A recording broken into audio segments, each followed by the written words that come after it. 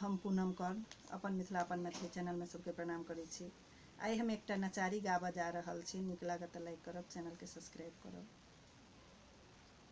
यौ अहाँ बाबा बैजनाथ कतेक कलहुँ सनाथ, अयलहुँ हमहु अनाथ यहाँ के नगरिया में।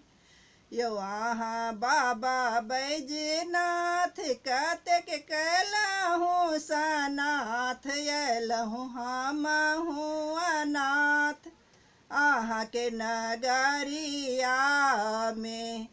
नेन गंगा जल के भार ढूंढल जंगल यार पहाड़, नेन गंगा जल के भार ढूंढल जंगल यार पहाड़, अयलहुँ हमहु अनाथ यहाँ के नगरिया में। अयलहुँ हमहु अनाथ यहाँ के नगरिया में।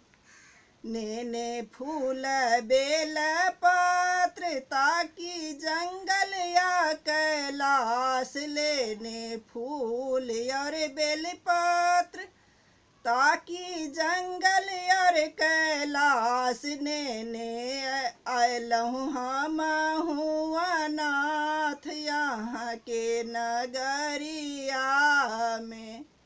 अयलहुँ हमहु अनाथ यहाँ के नगरिया में।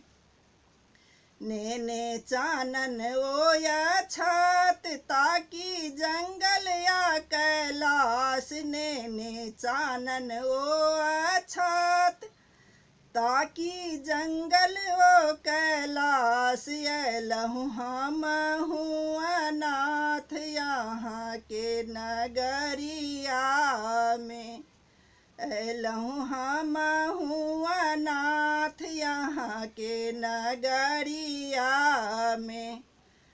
यौ अहाँ बाबा बैजनाथ कतेक कलहुँ सनाथ, अयलहुँ हमहु अनाथ यहाँ के नगरिया में।